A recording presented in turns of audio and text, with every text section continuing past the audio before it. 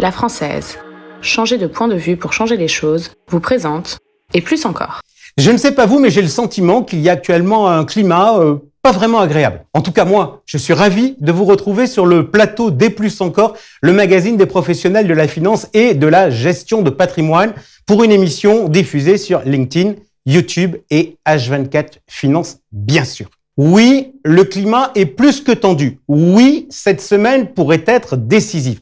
Vous voyez naturellement de quoi je vous parle, de la hausse des taux d'intérêt qui perturbe marché financier, mais également immobilier. Mercredi, Jérôme Powell, le patron de la Réserve fédérale, parlera. Jeudi, ce sera au tour de Christine Lagarde, la patronne de la Banque centrale européenne. Mais avant, c'est à nous d'ouvrir le bal avec nos invités pour vous apporter information et expertise. Allez, c'est parti, générique.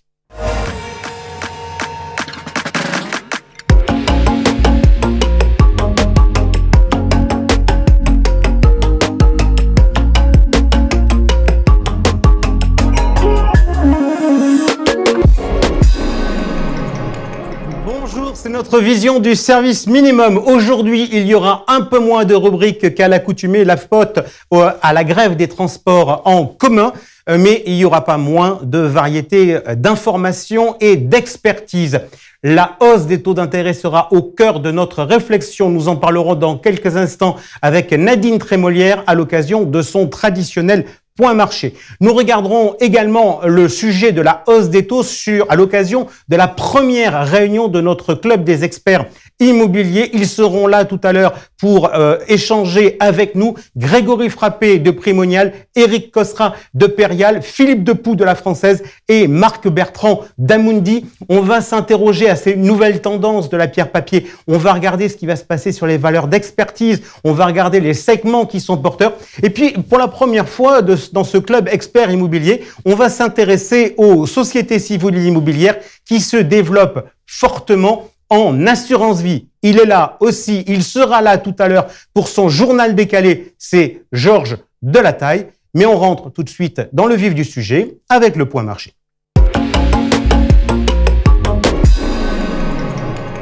Nadine Trémolière, bonjour. Bonjour Jean-François. Directeur chez Primonial Portfolio Solutions et avec nous tous les mois pour le point marché. Je le disais il y a de cela quelques instants, on va ouvrir le bal et on va regarder tout de suite notre tableau sur les taux d'intérêt. Titré « Nouveau temps dans la valse des taux ». Lorsqu'on regarde la ligue du 10 ans sur les États-Unis ou le 10 ans allemand, on voit que depuis novembre et décembre, ça n'a fait que monter, baisser. Là maintenant, on remonte. C'est quoi? C'est une valse qui est en train de se passer sur les taux d'intérêt à long terme? Non, c'est la réalité que quelque part les banques centrales n'ont pas fini leur durcissement monétaire et que donc les taux longs se remettent à progresser, ce qui est un petit peu normal. Je crois que c'était avantage la baisse qu'on avait eu un peu trop forte ces derniers mois qui n'était pas normale. Alors, vous parliez des banquiers centraux, ils vont parler cette semaine. Jérôme Powell mercredi, Christine Lagarde jeudi. Est-ce qu'il faut s'attendre à ce qu'ils nous montrent le chemin ou est-ce que il faut qu'ils nous jouent une petite musique data dépendante pour dire finalement on vous dira rien et vous verrez? Je pense qu'il y a un petit peu des deux. C'est-à-dire que fondamentalement, ils savent que l'inflation est quand même pas complètement sous contrôle. On le voit dans les derniers chiffres. Donc, on a vraiment une problématique d'inflation qui est en train de rentrer réellement dans l'économie. C'est plus un phénomène, on va dire, conjoncturel.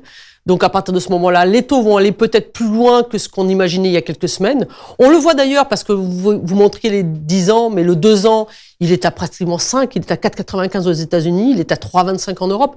Donc déjà, on va dire, les marchés, les 1 an, 2 ans ont déjà entériné quelque part ces hausses des taux. Donc oui, plus de hausses des taux à venir. Et puis, je pense qu'ils seront dépendants des datas. Je vous ai trouvé gentil envers les marchés. Parce que vous dites au début, ouais, finalement, ce qui se passe sur les taux longs, est-ce que les marchés se sont pas prêts à rêver? C'est-à-dire, est-ce que tout le phénomène de baisse qu'on a pu connaître dans le courant du mois de janvier, c'était pas les gars qui se disaient de toute manière tout va bien, on voit que la montée c'est terminé, on finit déjà à rêver à une baisse des taux d'intérêt. Est-ce que les marchés sont pas mis en mode trop enthousiaste? Mais quelque part, rappelez-vous de ce qu'on disait en décembre. Le mot qui était redevenu à la mode, c'était plus inflation, c'était récession. Et en fait, on s'aperçoit 2 mois plus tard, ou 2 mois et demi plus tard, on s'aperçoit que la récession, en fait, elle n'est pas là. On a effectivement des PMI manufacturiers qui sont plutôt toujours en zone de contraction, mais des PMI de services qui sont en train d'accélérer. Donc cette peur qu'on avait, et c'est ça qui entraînait quelque part les taux longs à rebaisser, c'est que on avait l'impression que l'économie était en train de flageller, de ralentir. Et en fait, on s'aperçoit que l'économie, elle va plutôt bien. On regarde notre tableau sur les taux d'intérêt. On a tout à l'heure regardé le 10 ans américain.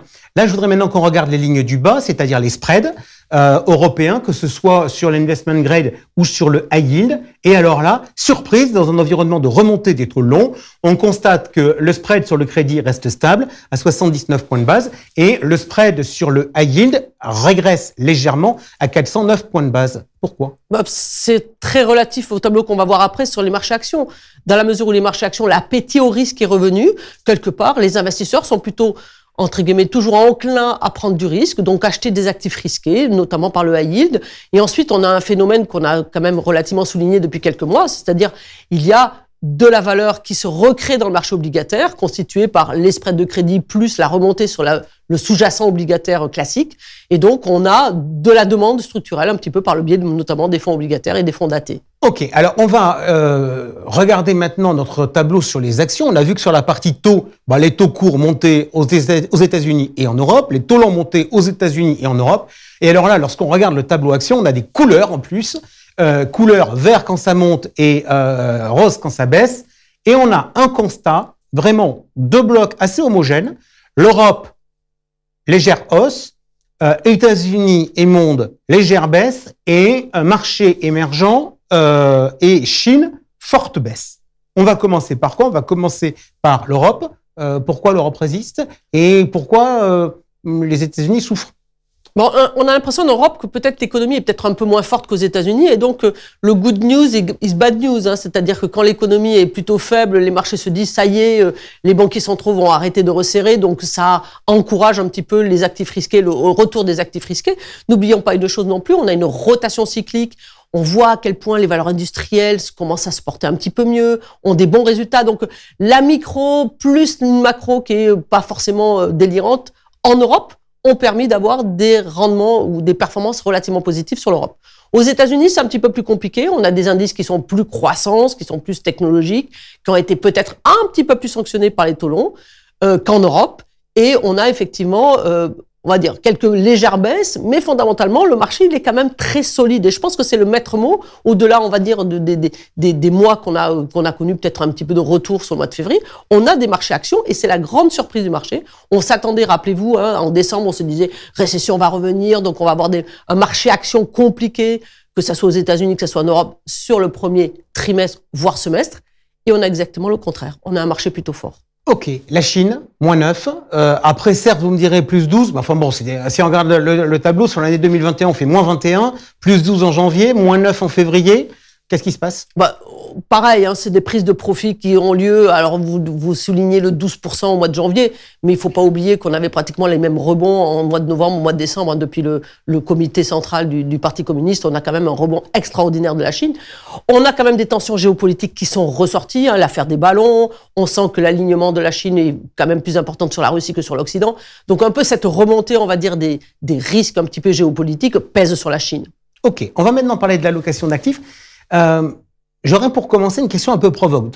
Vous me dites si je vous ai bien compris. Vous êtes quand même en train de me dire que si les taux longs ont monté, c'est que les marchés se sont dit que les banquiers centraux avaient repris la main et qu'ils iraient vraisemblablement un peu plus loin que ce qu'ils anticipaient auparavant.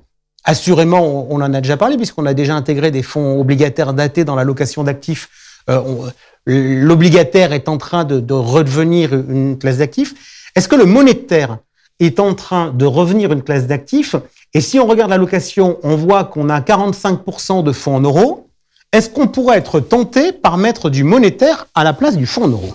Alors, pour l'instant, non, parce que j'ai l'impression quand même que malgré tout, on va bénéficier de la hausse des taux par le biais des fonds en euros. Les fonds en euros, naturellement, vont suivre on va dire, la croissance des taux obligataires et vont remonter l'année prochaine. Donc, taux monétaire versus fonds en euros, sachant que fonds en euros, on a quand même une garantie. Moi, je reste encore sur les fonds en euros. Ok. Est-ce qu'on fait des arbitrages ou pas ce mois-ci dans notre allocation équilibrée? Non, on était revenu, rappelez-vous, le mois dernier, on était revenu sur un peu plus d'actions européennes, ce qui a été plutôt favorable au portefeuille. Bon, On est plutôt en wait and see. Peut-être qu'effectivement, le jour où on sentira que les marchés sont peut-être un petit peu topiches, on aura tendance à repartir sur l'obligataire. Mais pour l'instant, je trouve que l'équilibre est plutôt solide. Ok, si on regarde, moi je vous ai suivi les 6 derniers mois. Au mois de septembre, vous donniez un certain nombre de recommandations, j'ai suivi. Mais en fait, moi je vais être très honnête, j'arbitre pas tous les mois. Là, après la hausse, on se dit quand même que on a une allocation type et il faut en être relativement proche, y compris s'il y a eu un dérapage de par les évolutions de marché? Exactement. Je veux dire, pour des clients qui sont re-rentrés dans les marchés en septembre-octobre, on a quand même une déviation de notre portefeuille relativement significative, au dehors de 10-15% sur les marchés actions. Donc peut-être que effectivement, ce serait la prudence voudrait qu'on revienne et qu'on rebalance les portefeuilles sur cette pondération qu'on montre. Nadine, merci beaucoup d'avoir été avec nous. Tout de suite, le journal décalé. La Française, changer de point de vue pour changer les choses, vous présente le journal décalé. La revue de presse. Commençons ce journal par un feuilleton qui dure depuis quelques semaines. On a déjà pu en parler le mois dernier avec la commissaire européenne Mairead McGuinness et son souhait d'interdire les rétrocessions. L'Allemagne a très clairement dit qu'ils étaient contre via leur ministre des Finances, Christian Lindner. La France a fait pareil via le directeur général du Trésor qui, mi-février, a dit à Bruxelles c'est un non catégorique. Et pourtant, Mairead McGuinness n'a pas dit son dernier mot. Elle est bien consciente qu'elle a un calendrier précis. En 2024, il y a des nouvelles élections européennes. Elle voudrait donc faire passer le texte avant. Pour ceci, elle a une fenêtre de tir, une date à retenir, le 5 avril 2023, où elle présente au Parlement européen son texte Retail Investment Strategy, dans lequel elle voudrait reprendre cette mesure. Les CGP, vous pouvez l'imaginer, sont en majorité contre son texte et pourtant un certain nombre semblent résignés, semblent dire que c'est quelque chose qui va arriver dans un futur.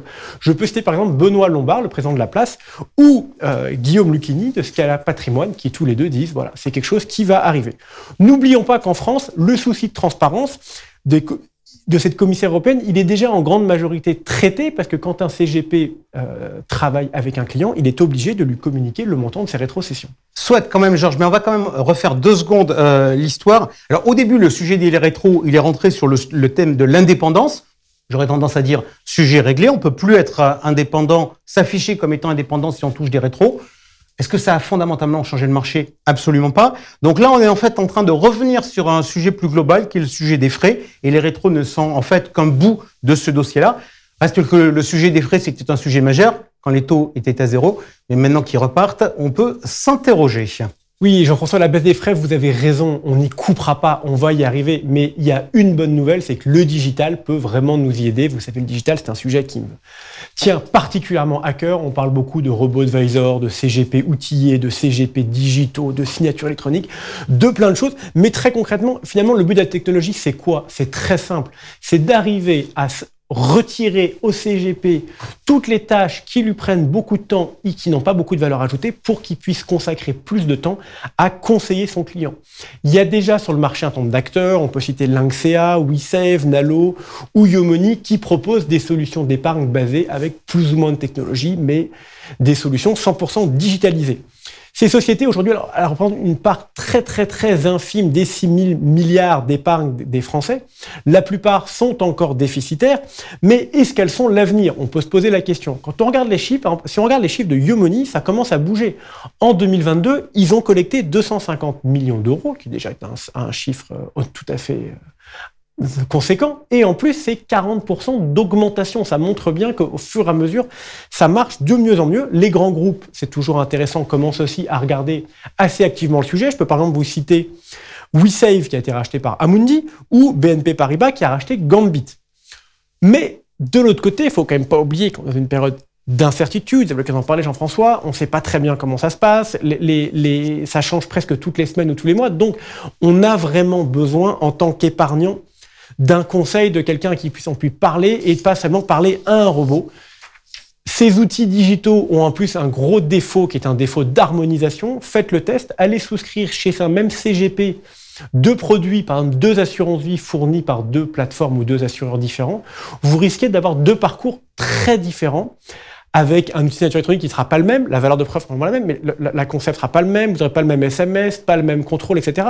Donc c'est très délicat et c'est encore compliqué aujourd'hui d'avoir une vraie expérience client agréable et vraiment qui fonctionne bien. Donc la vision, ça semble être quoi? Ça semble être un mix. La technologie, oui, la technologie à 100%, mais dans le soutien, dans l'accompagnement du conseil, dans l'accompagnement du CGP. Le CGP pourra ainsi, je l'ai déjà dit, mais consacrer plus de temps au conseil et mieux s'occuper de son client. Un mot quand même sur ce sujet de la baisse des coûts qui en fait concerne tout le monde sur la place, y compris par exemple les asset managers. Georges, le mois dernier dans le Mercato, vous nous aviez parlé du rapprochement entre Trustteam et Gaspal Gestion qui avait pour objectif d'atteindre une taille critique, notamment pour absorber les coûts fixes. Ce mois-ci, on a l'annonce de discussions exclusives entre le groupe Primonial et la Banque Postale Asset Management sur le dossier de la financière de l'échiquier. L'objectif pour la Banque Postale Asset Management, c'est d'afficher plus de 60 milliards d'encours. Alors j'en profite d'ailleurs pour vous faire deux annonces. La première, c'est que Stéphane Vidal, le patron de Primonial, sera avec nous lors d'une émission spéciale au mois d'avril. Et la deuxième annonce que je peux faire, c'est que votre Mercato est déjà en ligne sur et plus encore et sur LinkedIn. Oui, alors moi je vais enchaîner sur un autre sujet très tendance que le private equity. On aura d'ailleurs l'occasion d'en parler dans une prochaine émission des plus encore. Ce private equity, il est de plus en plus distribué par les CGP et entre autres dans l'assurance vie. Il y a de nombreux acteurs sur le marché, il y a plein de nouveaux, qui ont quelques années maintenant. Je peux vous citer par exemple Altaroc ou Arch Invest pour n'en citer que deux, mais il y en a beaucoup. Ils permettent à l'épargnant final d'accéder à des produits avec des rendements très intéressants qui, historiquement, n'étaient accessibles qu'aux plus grandes fortunes. Mais l'assurance vie, sa présence du private equity dans l'assurance vie inquiète, oui, c'est le cas de le dire, les gendarmes financiers. Pourquoi? En Italie et en Allemagne, les assureurs ont tendance à vendre leur portefeuille d'assurance vie et ils se posent une vraie question, la question de la liquidité. Comme vous le savez, l'assurance vie est supposée la garantir. En Italie, on a un cas très concret avec l'assureur vie Eurovita qui ne peut plus garantir celle du contrat Cinven. Les épargnants ne peuvent donc plus retirer leur épargne. Aux États-Unis, on a des sujets assez équivalents. Du coup, aux États-Unis comme en Europe, les régulateurs suivent de très très près les dossiers avec une question clé sur les stress tests. Historiquement, on est tendance à dire, bon, stress test, on le fait, mais c'est quelque chose qui n'arrivera jamais. On s'est malheureusement rendu compte qu'entre la crise du Covid et la crise de la guerre en Ukraine, les scénarios les plus pessimistes peuvent arriver, ce qui oblige les régulateurs à être encore plus inquiets et encore plus regardants. En plus, le private equity a connu un fort ralentissement dans ses investissements au second semestre 2022, avec une baisse de plus de 30% des opérations, alors que de l'autre côté, les fonds ont des sommes de plus en plus conséquentes à investir. C'est ce qu'on appelle dans le jargon de la poudre sèche. Il y a aujourd'hui 3700 milliards de dollars à fin 2022 qui n'étaient pas investis, donc pour lesquels ils cherchent des investissements. Tout ceci ne peut nous amener qu'à une chose, dire au CGP du private equity, oui, bien sûr, vous pouvez en faire, mais faites très attention à le faire avec les bons partenaires. On continue. Oui, alors pour continuer dans la prudence, on a un vrai risque en 2023, c'est le flux.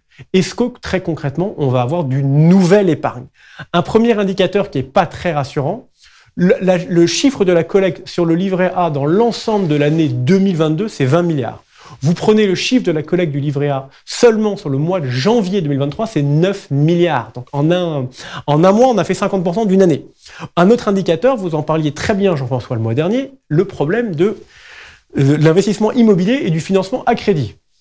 Il y a 12 mois, je vais me prendre un exemple, mais j'achète un appartement avec ma femme, mes enfants, je pouvais espérer financer 100% du bien plus les frais de notaire. Aujourd'hui, c'est plus du tout le cas, c'est complètement impossible. Ça veut dire quoi? Ça veut dire qu'il y a un an, je pouvais garder un peu d'épargne à côté et continuer à faire fructifier cette épargne via un CGP, pourquoi pas? Aujourd'hui, c'est quelque chose qui est totalement impossible. Les CGP vont devoir donc se poser une question clé en 2023. Est-ce qu'ils vont pouvoir continuer à aller acquérir de nouveaux clients ou est-ce qu'ils vont devoir privilégier encore plus leurs clients actuels, mieux les accompagner et pourquoi pas avec le digital? Avec effectivement aussi une concurrence majeure qui va être celle des produits bancaires et notamment des comptes à terme qu'on voit remonter fortement en puissance. Et ça, c'est notamment important pour tous les CGP qui s'intéressent beaucoup aux trésoreries d'entreprise. Merci beaucoup, Georges, pour ces informations décryptées. On passe tout de suite à notre débat et on va parler immobilier.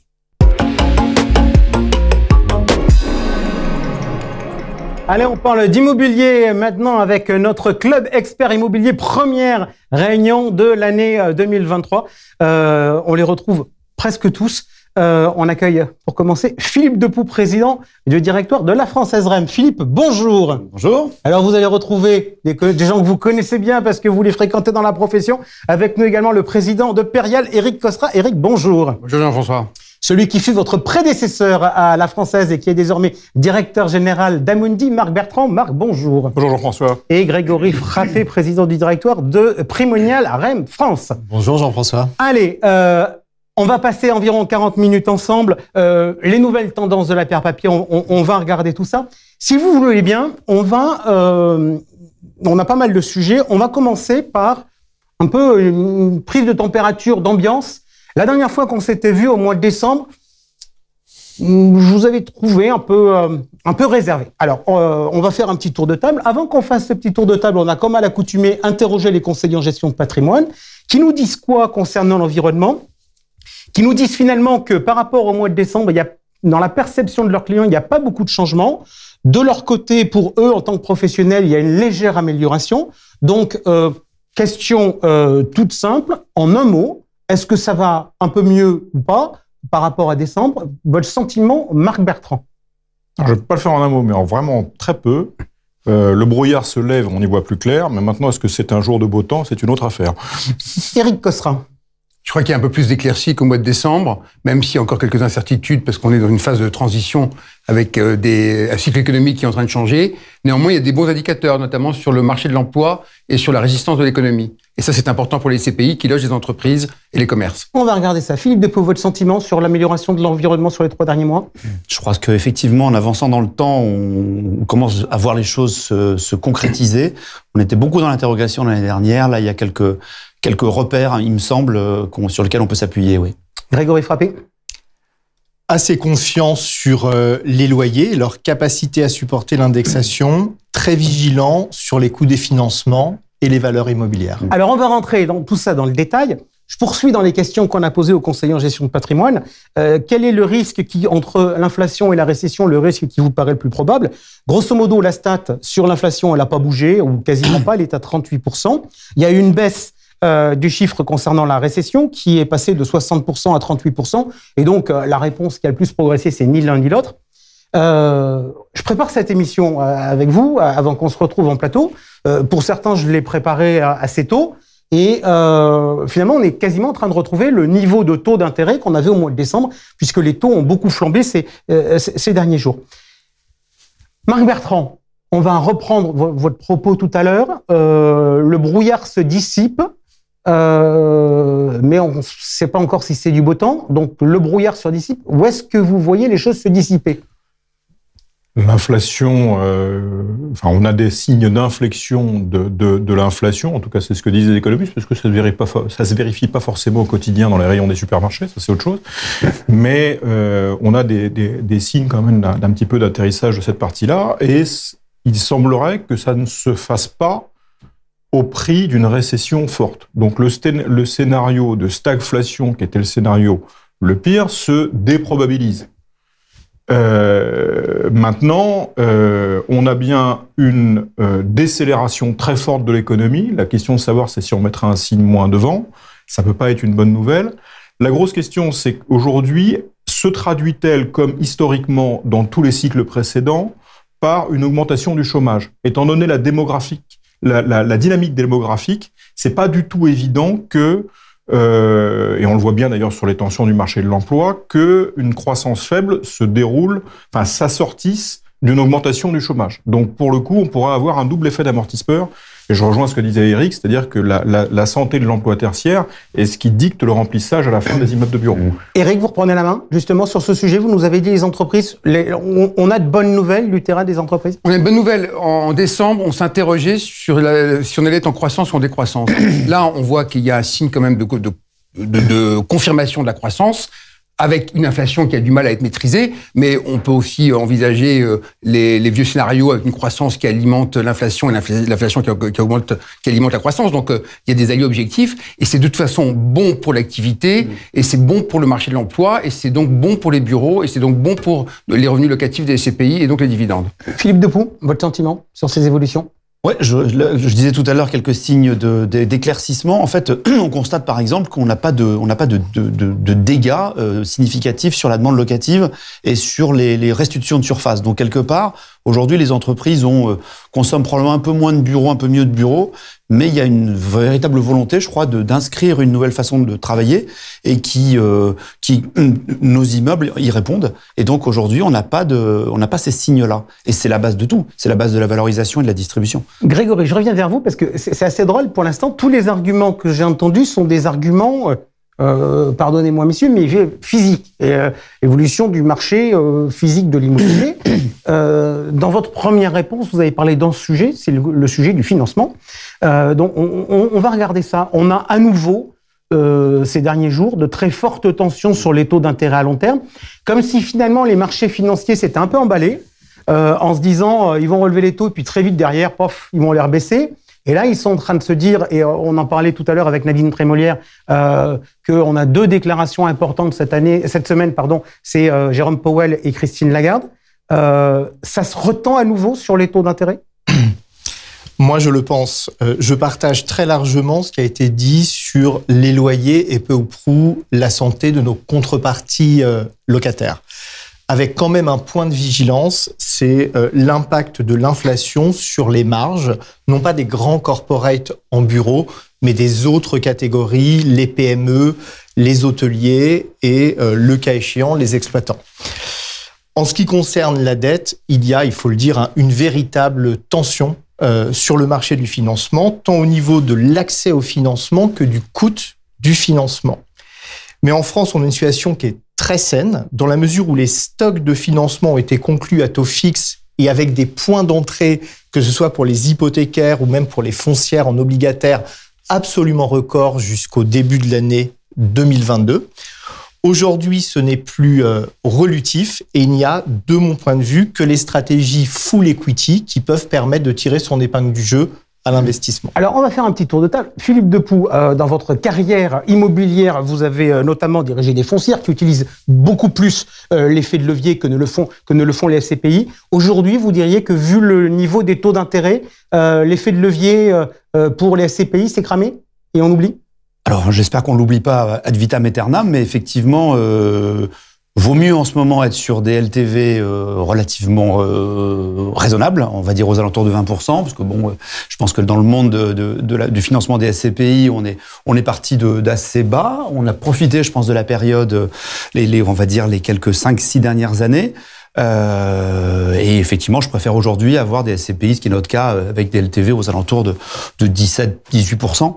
Ça permet d'éviter les bridges de covenant avec les banques. Alors on va décrypter les bridges de covenant. Ça veut dire grosso modo que on emprunte à un intermédiaire qui vous dit le coût de votre dette il est à tel niveau si vous respectez tel et tel ratio, ce qu'on appelle des covenants, et que si jamais on respecte pas le ratio, on se retrouve à payer beaucoup plus cher. Oui, ou à devoir rembourser, remettre des fonds propres, etc. Donc c'est pour ça que je pense que Grégory a parfaitement raison de dire que c'est un vrai sujet aujourd'hui. Il y a quand même des niveaux de dette importants un peu partout, mais voilà, je pense que dans le monde de nos SCPI, on a été assez raisonnable. Sur deux choses. D'abord, sur les volumes de dette, ce qui a permis de faire de l'effet de levier, mais pas de façon délirante. Et puis, je pense que tout le monde a été assez raisonnable pour assez bien étaler. On n'est pas trop, on peut pas être en obligataire. Enfin, on est sur du corporate éventuellement, mais surtout sur de l'hypothécaire. Et ça s'étale sur le temps. Et ça, c'est plutôt la bonne nouvelle. Éric Cossera, chez Perial, la position sur la dette, aujourd'hui, on n'en fait plus ? On en fait moins. On a aussi arrêté. On a profité des bonnes opportunités des marchés financiers l'année dernière avec des taux de dette importants. Ce qui est important de voir, c'est qu'on a vu la situation économique qui est plutôt favorable aux SCPI.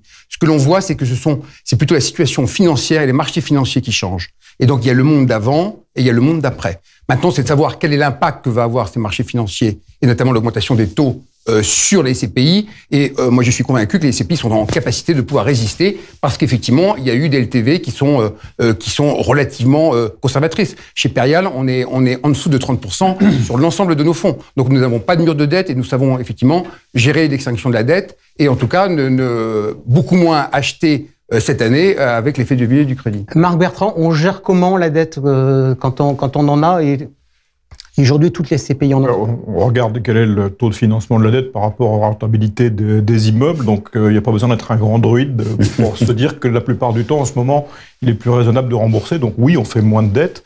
Comme elles sont étalées, il n'y a pas de mur de dette. Bon, ok.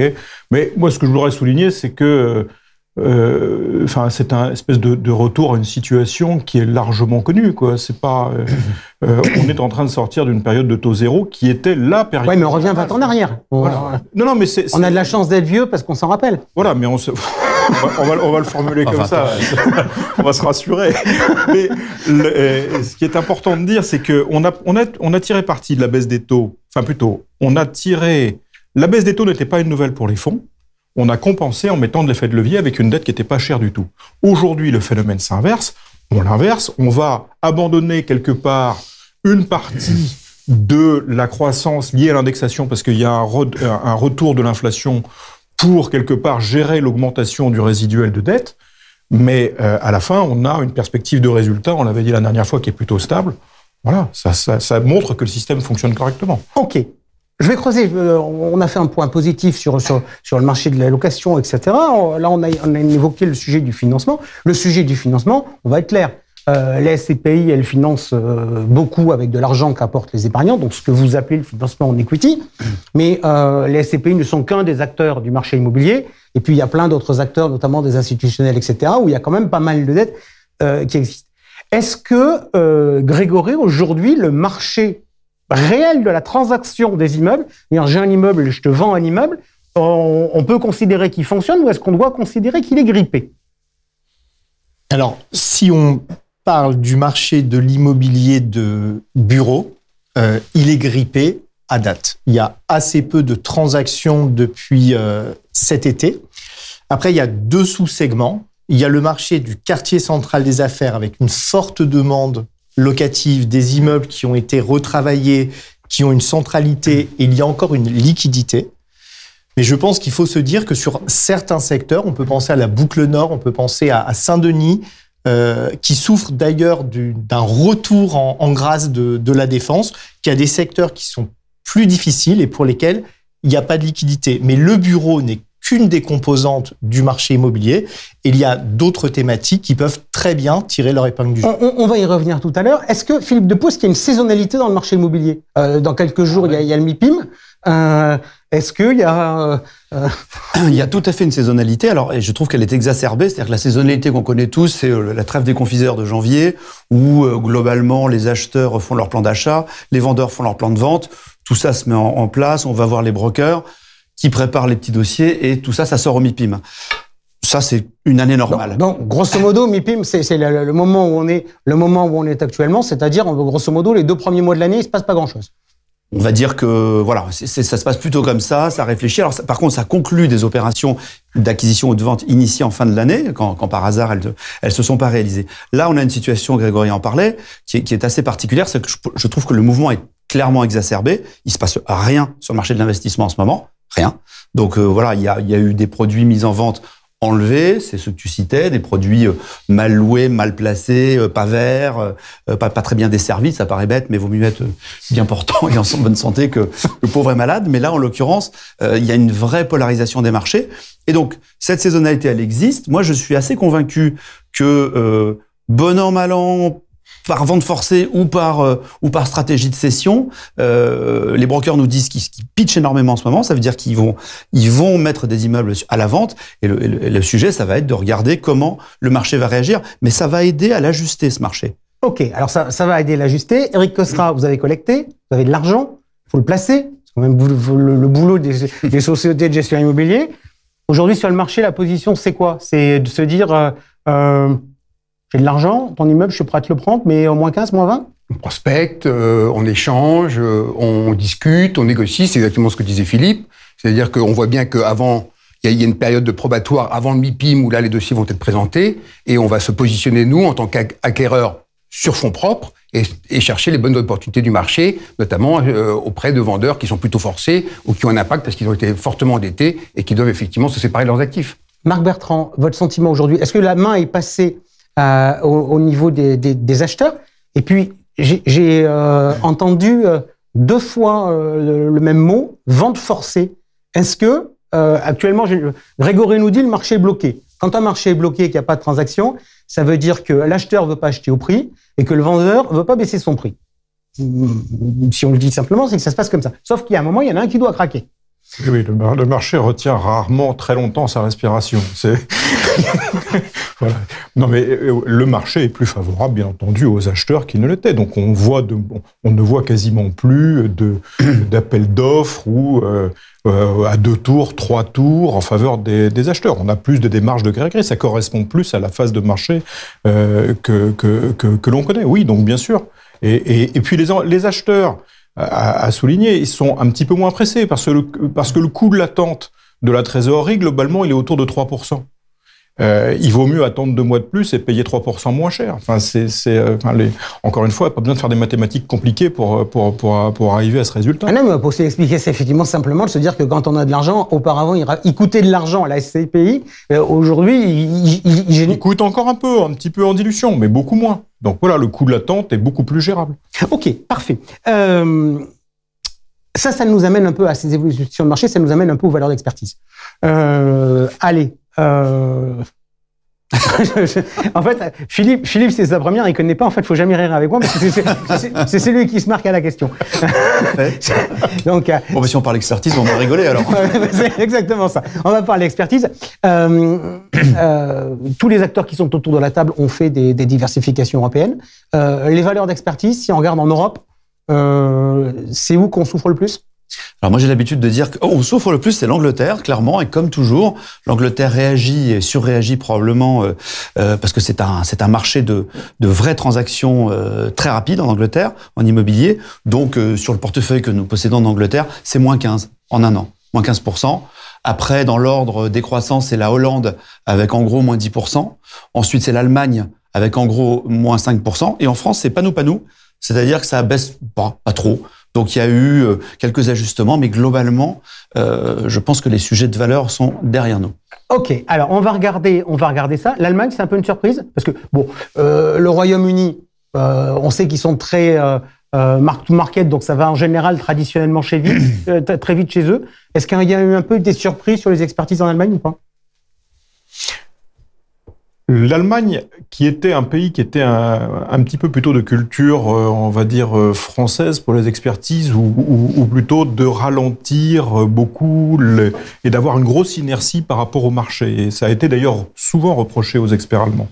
Là, ils ont réagi beaucoup plus. Alors, pas à l'anglaise, mais plus proche du marché, par exemple, néerlandais, oui. Donc, il y a eu un ajustement plus rapide. C'est effectivement la France et l'Italie, donc les pays latins, qui ont très, très peu réagi. Grégory, pourquoi on a peu réagi? Parce qu'on n'a pas de transaction? Et que les experts essaient de se baser sur quelque chose ou pour d'autres raisons? Alors, j'ai envie de dire qu'en Allemagne, le marché a corrigé, mais qu'il n'y a pas plus de transactions qu'en France. C'est-à-dire que pour autant, le marché reste gelé.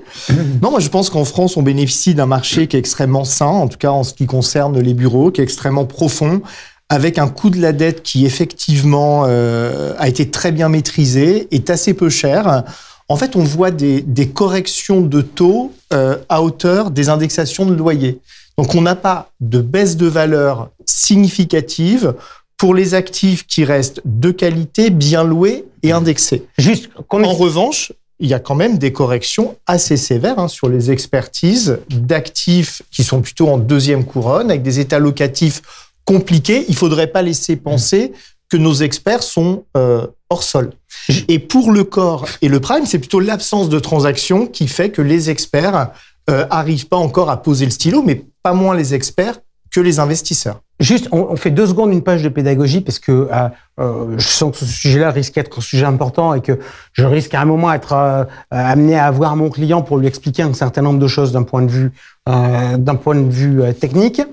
La valeur d'expertise, Eric, donc on a la hausse des taux. La hausse des taux, c'est techniquement une mauvaise nouvelle parce que comme on actualise les flux futurs, forcément, elle a un impact baissier sur la valeur des actifs qui sont de nos côtés. Exactement la même chose que ce qu'on a sur les valeurs de croissance type L'Oréal ou LVMH, où la hausse des taux est une mauvaise nouvelle. L'autre élément qui est positif, c'est l'environnement économique et l'environnement locatif. C'est-à-dire qu'après ça, vous avez la valeur par comparaison. C'est-à-dire qu'effectivement, les experts vont comparer un petit peu sur l'état des immeubles autour. Donc on est dans une démarche qui est beaucoup plus patrimoniale et immobilière que la première méthode qui est essentiellement financière. Et donc on retrouve en Europe en fait des différentes cultures. Vous avez une culture latine qui est beaucoup plus, dont une culture française qui est beaucoup plus d'être dans une situation patrimoniale, de se dire qu'on va attendre, on observe le marché, on le regarde. Et puis vous avez des acteurs, notamment les Hollandais, qui eux sanctionnent beaucoup plus rapidement, et c'est également valable pour les Britanniques. Et là, effectivement, il y a une sanction qui est beaucoup plus rapide. Donc c'est plutôt un délai de réaction. Voilà, ça ne veut pas dire que la tendance est différente selon les pays, mais on a des différences d'approche d'expertise et d'approche immobilière. Philippe. Et en complément, effectivement, ça c'est ce qui tire les prix vers le bas, la remontée des taux de rendement, mais ce qui tire les prix vers le haut, c'est l'indexation, quelque part, l'indexation de nos loyers, ce qui n'est pas le cas sur les autres produits de placement. L'indexation des loyers qui est bien réelle et qui commence à jouer à plein, si tant est que les locataires peuvent continuer à payer leur loyer, ça joue à la hausse. Et donc, c'est un peu ce que Grégory disait tout à l'heure, c'est qu'il y a un peu cette tension entre quelque chose qui pousse à la hausse des valeurs, ou en tout cas à leur maintien, c'est l'indexation des loyers. Les loyers se portent correctement sur les bons immeubles, et effectivement, la baisse des taux de rendement, la hausse des taux de rendement pour reconstituer une prime de risque immobilière qui, elle, tire vers le bas. Et cette tension, elle s'est à peu près équilibrée en France jusqu'à présent. Ok, Marc Bertrand. Il y a clairement un phénomène effectivement d'équilibrage et de compensation entre le phénomène de hausse des taux et d'indexation. Jusqu'à une époque très très récente, les taux d'intérêt réels, c'est-à-dire le taux sans risque moins l'inflation, on était encore territoire négatif et quasiment à zéro encore jusqu'à la fin de l'année dernière.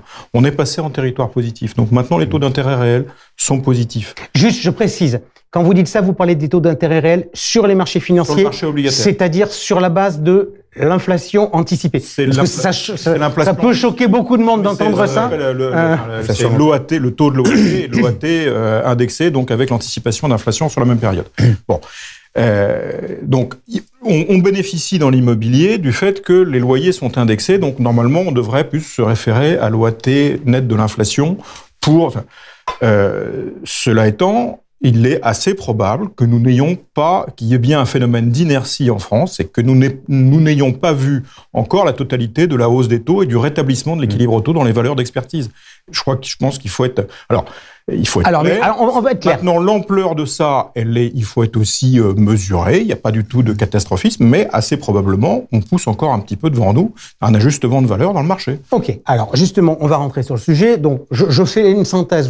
Si je dis des bêtises, vous me contredisez. Mais j'ai entendu moins 16, moins 15, moins 7, moins 2, etc. Donc, l'an dernier, j'imagine que globalement, les valeurs d'expertise ont légèrement diminué sur l'ensemble de vos patrimoines. Et donc, du coup, on va essayer de se projeter pour aller dans la droite ligne de ce que Marc, vous nous disiez il y a quelques instants. On a posé la question au CGP en leur disant, c'est une nouvelle question dans notre questionnaire. En 2023, pensez-vous que les valeurs d'expertise ont vocation à baisser, monter, rester stables? Donc, monter 4%. Du coup, dans le synthé, on n'a pas mis cette hypothèse-là.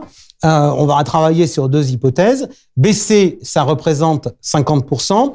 Rester stable, ça représente 46%. Est-ce qu'il faut, effectivement, vu ce qui s'est passé sur le marché français, de se dire que il faut se dire que ça ne veut pas dire que ça sera forcément une baisse de la valeur de part pour le client, parce que les SCPI fonctionnent selon un système très spécifique. Mais est-ce qu'il faut se dire que, potentiellement, pour reprendre Marc, et du coup, vous allez reprendre la parole en disant c'est pas parce que le brouillard s'est dégagé que le soleil est de retour, oui,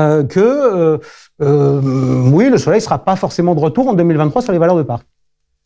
Enfin, sur les valeurs d'expertise. Sur les valeurs d'expertise, non. Je pense qu'on peut, je l'ai dit à l'instant, je pense qu'on pousse encore un petit effet d'inertie, de baisse. Donc, effectivement, les 4% sont pas très réalistes là de dire que ça va monter. Et ben la vérité, oui, c'est probablement que ça va encore légèrement baisser l'année prochaine. Grégory, avis partagé, avis nuancé? Non, sur les bureaux, je partage parfaitement. Moi, j'ai un scénario qui est plutôt à une relative stabilité pour les actifs de qualité et bien loués. Et je pense qu'il y aura une correction qui pourrait être sévère. C'est ce que tu qualifiais de polarité sur les actifs qui ont des problématiques, notamment d'état locatif. Et donc, au final, vu la qualité des sous-jacents et des portefeuilles des SCPI de bureaux, je pense que les valeurs d'expertise devraient être stables ou négatives, en aucun cas positives, mais que les gérants auront la possibilité de maintenir les prix de part. Oui, je rejoins ces points-là. Je veux dire, je le disais tout à l'heure, le sujet est quelque part derrière nous.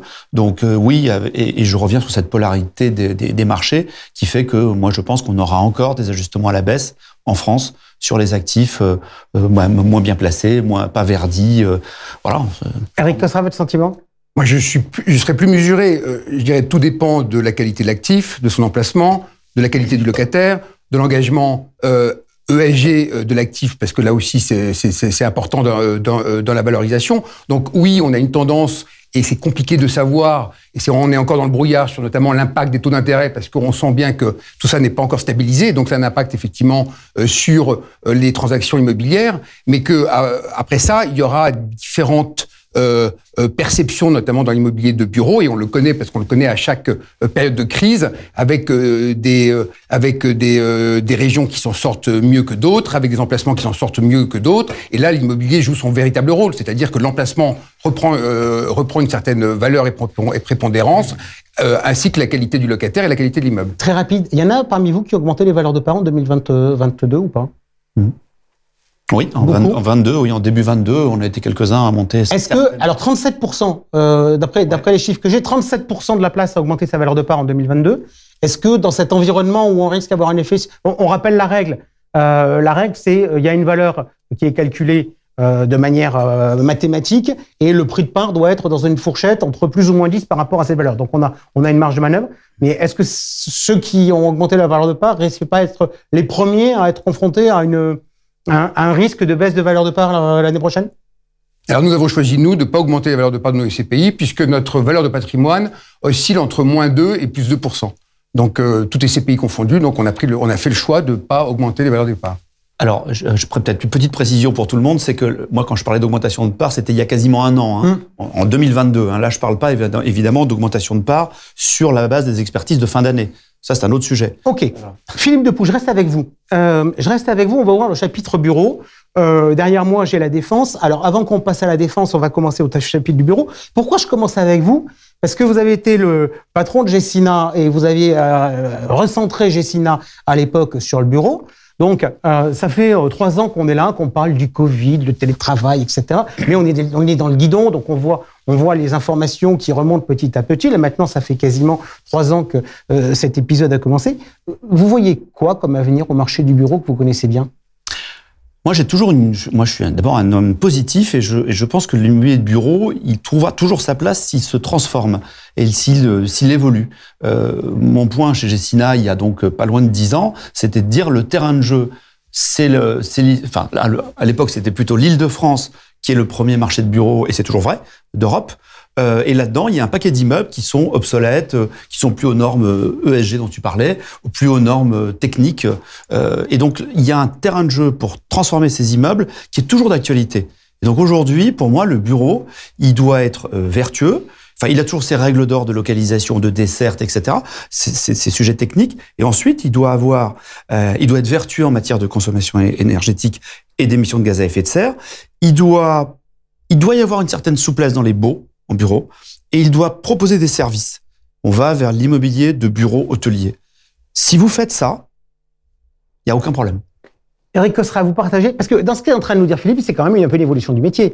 On est en train de dire qu'on va restructurer c'est pas j'achète 4 murs et j'ai mis des gens dedans. Alors, je partage son avis et on est tous autour de la table à avoir connu des mutations de l'immobilier de bureau. Donc c'est pas nouveau ce qui se fait. C'est-à-dire qu'à chaque fois, et notamment à chaque changement de cycle, on voit bien qu'il y a des immeubles qui sont rincés, des immeubles qui se valorisent plus que d'autres, des emplacements qui bougent, etc. Donc tout ça, on connaît, y compris la modification des usages. Rappelez-vous, à un moment, il fallait que l'immeuble soit câblé ou pas câblé. Donc, et un immeuble était dévalorisé lorsqu'il n'était pas câblé, lorsqu'il y a eu l'arrivée, effectivement, des systèmes d'information. Donc c'est quelque chose de structurel. Moi, je voudrais vous donner deux de fait chez Perial. Donc, réponse structurelle à ce que disait effectivement Philippe, un immobilier qui doit être beaucoup plus serviciel et au service des entreprises. Donc, nous, on est en train de mettre en place un service aux entreprises pour répondre, donc les tiers-lieux, pour répondre justement au mode hybride qui devient maintenant incontournable, qui est effectivement le télétravail et le présentiel, et on oscille entre les deux. Donc c'est un service que nous allons annoncer là, donc dans les prochains jours, au MIPIM, avec une joint venture avec un exploitant qui est connu dans le monde entier, justement pour que Perial puisse proposer à ses communautés, qu'elles soient locataires ou associés et CGP également, donc des espaces de travail. La deuxième chose sur le plan économique, parce qu'on dit toujours le bureau, ça s'effondre, etc. Nous, au jour d'aujourd'hui, chez Perial, on a 1500 locataires entreprises. On n'a aucune demande de vacances significative. Vous savez que les entreprises doivent signifier leur congé 6 mois à l'avance. Nous n'avons aucune demande de vacances significative. Ça veut dire que nous avons assuré les 9 premiers mois de l'année 2023. Donc, on parle de crise, on parle de bureau bashing. Il n'empêche que dans la réalité est très différente de ce qu'on peut dire dans le discours. Ok, on fait un zoom sur une zone très spécifique en termes de bureaux. C'est la Défense. Je pense que les deux plus gros propriétaires autour de la table, la Défense, c'est Amundi Immobilier et Primonial. Donc, c'est auprès de vous que je vais me retourner. Donc, le taux de vacances à la Défense est relativement élevé. On entendait Philippe nous parler de qualité d'immeuble, de desserte, etc. Aujourd'hui, en tant que propriétaire, Marc, Bertrand, quelles sont les décisions et qu'est-ce qui fait que la Défense pourrait revenir dans le jeu? D'abord, je pense qu'on n'en est jamais sorti. La Défense, d'abord, elle cristallise l'attention parce que c'est le plus gros parc, plus gros quartier d'affaires d'Europe. Bon, ok, ces choses-là sont dites, mais surtout ça illustre et c'est un amplificateur des tendances que citait Philippe tout à l'heure. Il y a une prime évidente aux immeubles rénovés, et il y a eu un énorme effort de rénovation sur la Défense. Les images qu'on voit derrière, ce sont des immeubles qui sont quasiment tous rénovés et aux normes. Il y a eu un énorme effort de serviciel. Il y a eu un énorme effort, qui est toujours en cours, parce que c'est vrai que c'est un sujet d'aménagement de la dalle pour que ce soit plus vert, moins minéral, avec des services, etc. Donc la Défense s'adapte à tel point qu'aujourd'hui, on voit bien, parce que c'est un marché qui est cyclique, que la Défense fait aussi quelque chose d'important, à savoir des efforts sur les prix, et que la Défense est en train d'appuyer sur les autres marchés, notamment les marchés périphériques, ou la boucle nord que tu citais tout à l'heure, c'est-à-dire Saint-Denis et des endroits comme ça, et on voit des arbitrages de prix de gens d'entreprises qui font leurs petits calculs en disant bon, je vais prendre un petit peu moins de surface, mais je vais aller dans un outil de travail de très grande qualité, avec un endroit qui est parfaitement connecté et dont les transports vont encore s'améliorer. Donc on voit des arbitrages de prix se créer.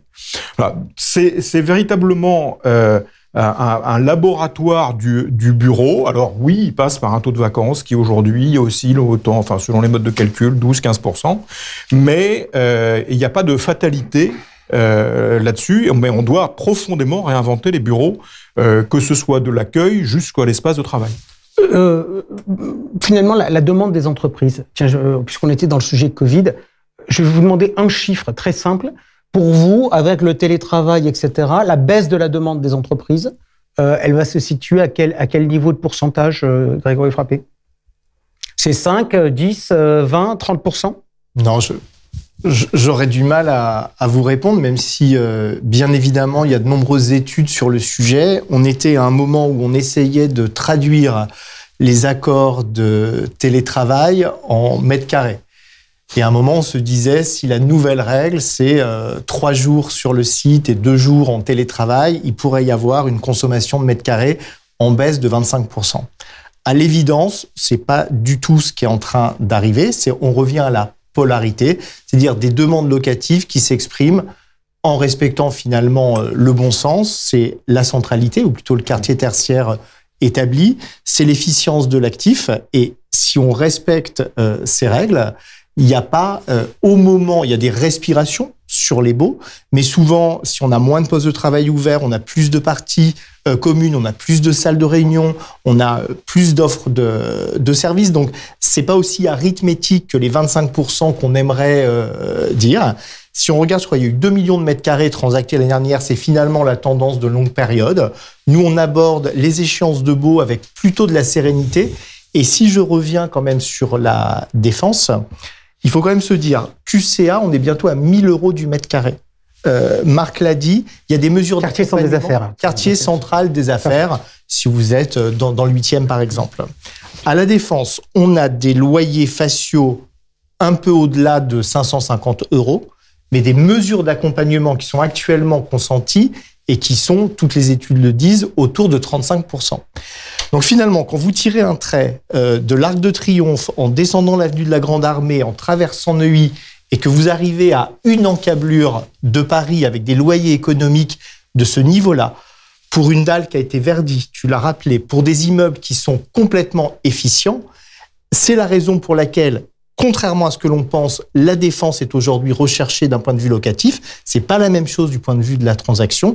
Et ceux qui souffrent, c'est plutôt la boucle nord, Saint-Denis, Saint-Ouen, Massy, les géographies un peu plus exotiques. Vous en avez un peu de la Défense, mais pas trop, chez la Française. Alors là, Qu'est-ce que vous en pensez, vous ? Moi, j'ai toujours été un fan de la Défense. Je ne renierai pas ça. J'ai acheté dans mes différentes vies plusieurs immeubles à la Défense. Et alors, il vous a peut-être pas échappé que l'année dernière, la Française a acheté une tour à la Défense. Mais on a acheté une tour toute neuve, qui est la tour Herria, qui est occupée par la cybersécurité française. On l'a acheté, c'est une petite tour, puisqu'elle fait 30 000 mètres carrés, on va dire, et elle a un bail de plus de 10 ans. Donc, moi, je crois parfaitement à ce marché. J'ai aucun problème avec... C'est un marché dont on va considérer qu'il est cyclique, il fait ses crises de temps en temps ? Moi, je le compare parfois à une adolescente ou un adolescent qui fait sa petite crise d'adolescence tous les 15 ans, avec un peu de boutons. Donc, on refait un peu de... Comme on disait tout à l'heure, on les rénove. Plutôt la crise de la quarantaine. Ah non, parce que ça fait plus que 40 ans qu'il n'y a pas eu une crise à la Défense. En tout cas, c'est vraiment un marché qui sait s'ajuster. Oui. Et on le disait tout à l'heure sur les... C'est le plus anglo-saxon des marchés français ? Je le trouve, et c'est le premier quartier d'affaires d'Europe. Quant à la question sur la libération de surface et le fantasme, effectivement, qu'on a pu avoir sur les surfaces libérées, moi j'ai 2 anecdotes. On a rénové notre siège en passant au flex office, en boulevard Raspail, en passant au flex office, en sous-louant des parties de l'immeuble à un coworker, etc. En fait, la diminution de surface, pour nous, pour la Française, c'est environ 12 à 13%. Deuxième exemple, on vient de renouveler le bail d'un très grand producteur de logiciels dans une tour de première couronne de Paris. Il y a une 30aine d'étages. Et en fait, de la négo, il nous a rendu 2 étages.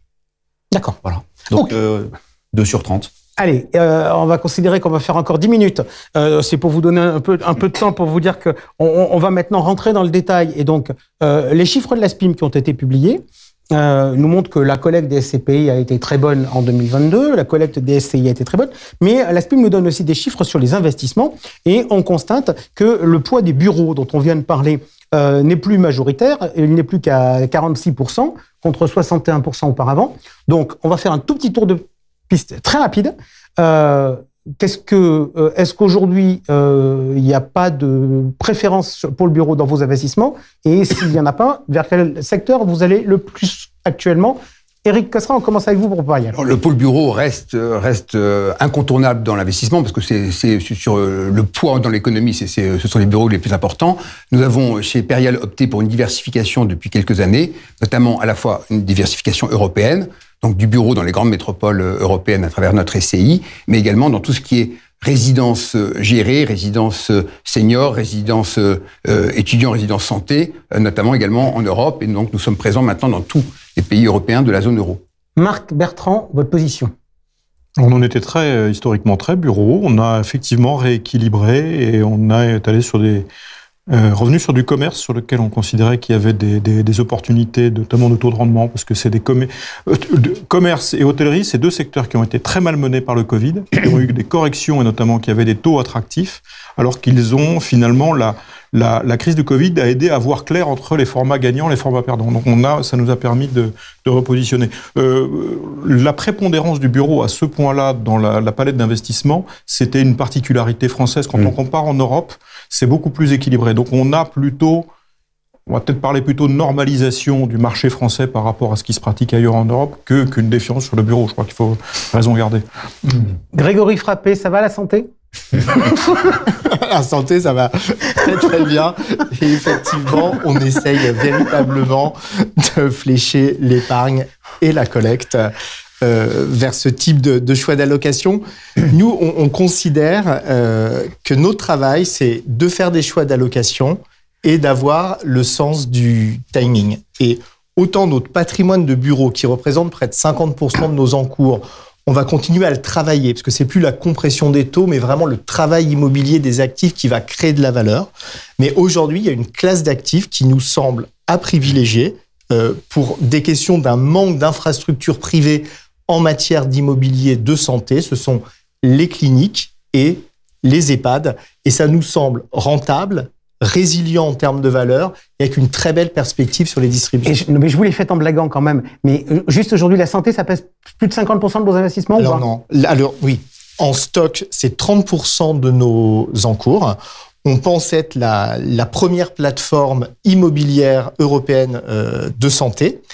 On a vocation à flécher l'épargne de 2023 très clairement sur ces thématiques. Ok, Philippe Depoux. Alors même chose, on a un poids de l'immobilier de bureau assez important, mais en 2022, on a investi 1,6 milliard et le bureau n'a représenté que 56%. Donc qu'est-ce qu'on a acheté? Alors effectivement, avec un vrai sujet qui est l'asset management des actifs. Ça, c'est vraiment devenu, pendant les 10 dernières années, les taux nous ont aidés. Aujourd'hui, c'est l'asset management qui va générer la valeur des actifs et la résilience. Et sur quoi on a investi, et d'un côté de diversification européenne, c'est du commerce de centre-ville, de la santé de centre-ville, des logements. On a acheté pas mal de logements, de la logistique au nouveau prix, si je peux dire, et des résidences gérées, notamment des résidences services seniors. Voilà. Ok. Allez, dernier chapitre de notre émission. On finira après l'heure, mais c'est pas grave. De toute manière, on avait dit qu'on faisait pas grève, donc on avait dit qu'on irait jusqu'au bout des choses. On a la chance d'avoir des experts avec nous, donc on va aller au bout des choses.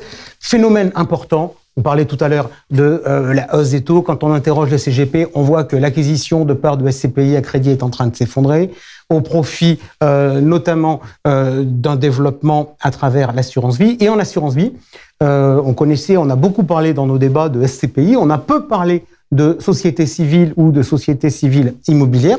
Donc on va ouvrir un petit chapitre sur le sujet.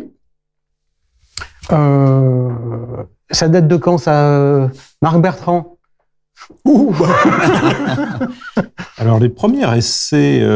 ça vous dit quelque chose? Ça remue je suis pas tout seul autour de la table, ça remue des vieux souvenirs. Les prémices de ça, alors si on rembobine vraiment très très loin, dans l'assurance vie, les premières choses ont été des ACAVI. Oui.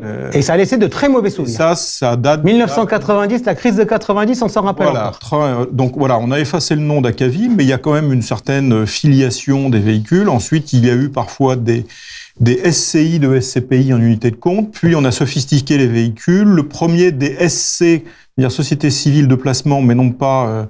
société civile de portefeuille, pardon, elle date d'il y a un peu plus d'une vingtaine d'années, dans une maison que l'on connaît bien autour de cette table.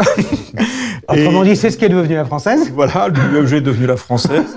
La mère de toutes les mères. La mère de toutes les mères de cette génération de produits. Et ensuite, effectivement, avec le succès qu'on connaît, et il y a eu un match qui finalement, il y avait 3 places sur le podium, les SCPI, les OPCI grand public et les SC. Les SC occupant une position intermédiaire, permettant une exposition plus pure à l'immobilier. Par contre, pas de possibilité de diffusion en compte titre, avec des allocations différentes. Grégory, vous étiez de cette histoire-là. Aujourd'hui, on dirait que c'est la spécificité. Qu'est-ce qu'on peut faire dans une SC? C'est comme une SCPI ou c'est pas comme une SCPI? Alors, c'est pas comme une SCPI dans la mesure où la structure de frais et de perception des résultats est très différente. Dans une SCPI, il y a des droits d'entrée qui sont relativement importants et qui viennent rémunérer l'acte de distribution. Et la vocation de la SCPI, elle est de distribuer un revenu chaque trimestre. Sur l'OPCI, Marc en a porté, c'est un très bon produit, dont la liquidité est intrinsèque, donc ce qui est une énorme qualité pour les assureurs, mais cette liquidité, elle résulte de 40% de valeur mobilière, ce qui dénature un peu le produit avec deux stratégies. Une stratégie conservatrice dans laquelle vous mettiez l'argent en monétaire qui ne rapportait rien, donc les OPCI finalement c'était 60% d'une performance immobilière, ou alors vous aviez une exposition sur les foncières pour être strictement immobilier, et là les conditions de marché ont un peu pesé sur les OPCI. La SCI, elle a cela d'assez séduisant, je pense, qu'elle est plus large dans ses capacités d'investissement que l'est une SCPI. Elle n'est pas contrainte par 40% de valeur mobilière. Et après, elle a une structure de frais et de concession de son résultat qui est très bonne. Pas de droit d'entrée, d'une part, et des revenus qui sont capitalisés. Donc, c'est quelque chose qui est simple et lisible pour l'investisseur. Alors, vous m'avez dit qu'on avait la possibilité de faire plein de choses. Moi, j'aurais tendance à regarder le marché. Je dirais, il y a deux types de sociétés civiles. Il y en a qui font de l'immobilier en direct comme les SCPI. Il y en a qui investissent dans d'autres véhicules qui sont eux-mêmes investis en immobilier. On va faire un petit tour de table pour savoir, chez vous, est-ce que vous avez une offre et comment cette offre est organisée. Eric Cosra, votre SCI, elle a été lancée, c'est quoi? C'était il y a 2 ans. Il y a 2 ans, ouais. Donc on est des tout nouveaux arrivés sur le marché. On a lancé une SCI donc, qui est investie dans le bureau, uniquement en actifs physiques. Donc on n'a pas de titre de participation. Qui a vocation à investir dans les grandes métropoles européennes et qui est la première SCI bas carbone du marché. Donc on est allé un cran plus loin sur notre politique environnementale, c'est-à-dire de pouvoir générer le moins possible de gaz à effet de serre et de pouvoir après ça compenser avec le choix d'investisseurs sur des projets de manière à être à 0 carbone. Parfait. Philippe Depoux, la Française. Donc la mère de toutes les mères, c'était le premier véhicule SC support d'assurance vie en unité de compte est effectivement à la Française. Et aujourd'hui, on gère à peu près 2,5 milliards d'actifs sous ce type de véhicule, avec 2 types de véhicules, on va dire, les multigestions, c'est-à-dire qu'ils sont ouverts à tous les assureurs. Ça, c'est notre gros véhicule historique que tu as créé d'ailleurs. Et par ailleurs, des véhicules dédiés par assureur. Donc, c'est vraiment des véhicules sur mesure qu'on fait pour chacun d'eux. Et globalement, nos véhicules multifonctions sont plutôt acheteurs de parts de sociétés, notamment de SCPI, les nôtres, mais ceux des autres, avec des analyses de performance, de solidité, etc. Et puis, nos véhicules dédiés peuvent être un peu plus variés, toujours de l'immobilier, mais toujours un peu plus variés en structure à l'intérieur des actifs et du direct et de l'indirect, pardon. Grégory Frappé, Primonial REM, c'est des produits SCPI qui sont référencés dans des contrats d'assurance vie. Il y avait une SC historique qui doit s'appeler de mémoire Capimo. Exactement. Vous nous avez fait une petite serre santé? Voilà. Alors, Capimo, c'était la multigestion avec 50% d'investissement réalisé par les équipes d'investissement de Primonial REM et 50% pour aller chercher le meilleur de la gestion chez des gérants tiers. Aujourd'hui, on a construit une vraie plateforme en matière d'immobilier de santé. Donc, on a voulu faire un produit unité de compte, pure santé, surperformant selon nous par rapport aux autres produits, et où on va flécher un certain nombre d'investissements, de thématiques, et elle s'appelle Cap Santé, et c'est un produit que l'on pousse très fort actuellement. Marc Bertrand, chez Amundi Immobilier. Nous, on a clairement la gamme avec des SCPI qui sont disponibles en unité de compte.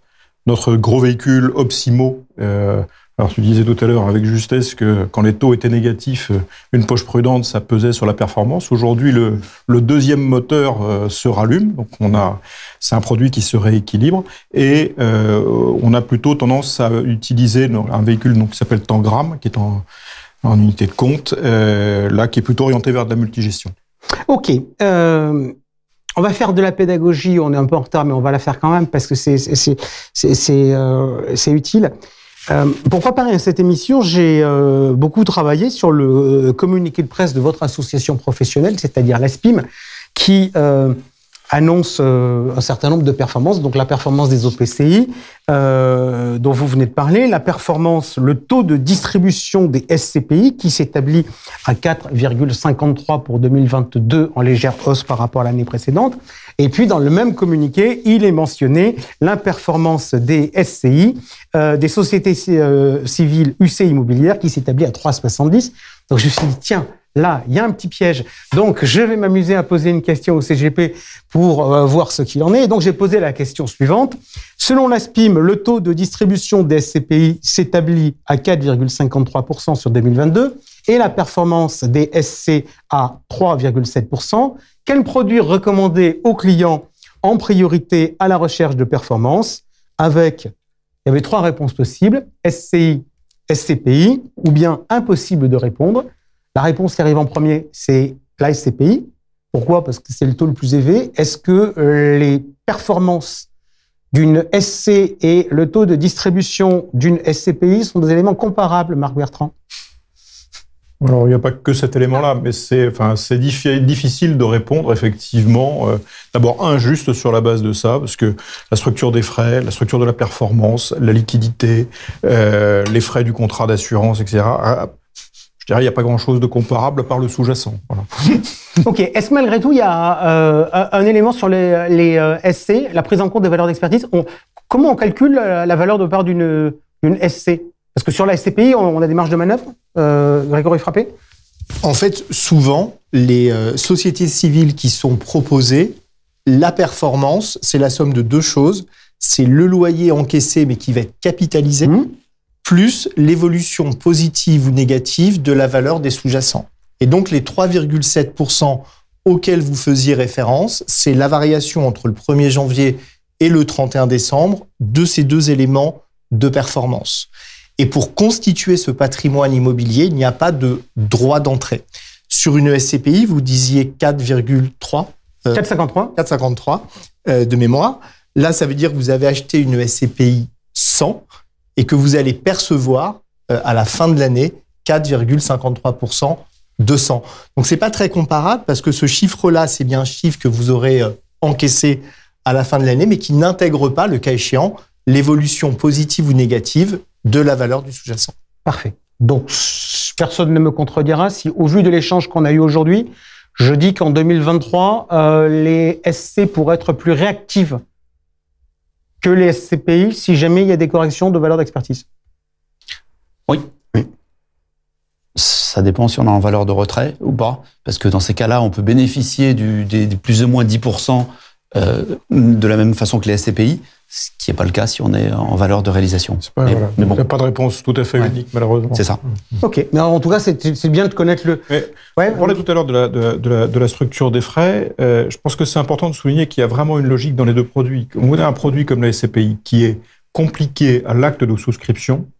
La rémunération est orientée sur l'acte de souscription et rémunère l'acte de souscription. Par contre, le produit ne garantit pas la liquidité dans la durée, donc il n'y a généralement pas ou très très marginalement de commissions récurrentes. À l'inverse, un contrat une unité de compte, elle est liquide, elle est facile à souscrire. Par contre, il y a un travail de conseil chaque année sur la conservation de l'actif. Et donc, la rémunération va en face de ce conseil qui a lieu de façon permanente. C'est pour ça, c'est pas juste une structure de frais, une facétie. Il y a une vraie logique de placer la rémunération en face de l'acte de conseil. Super, merci beaucoup à tous les 4 d'avoir été avec nous. Je vous ai dit en début d'émission qu'on aurait moins de rubriques, mais qu'on ne faisait pas grève. Là, je peux vous dire que sur le dossier de la pierre papier, on n'a pas fait grève du tout, parce que je pense qu'on a quand même traité nombre des sujets d'actualité. Merci à tous les 4. On se retrouve, nous ensemble, pour le prochain Club Expert Immobilier. Ça doit être, je pense, début juillet.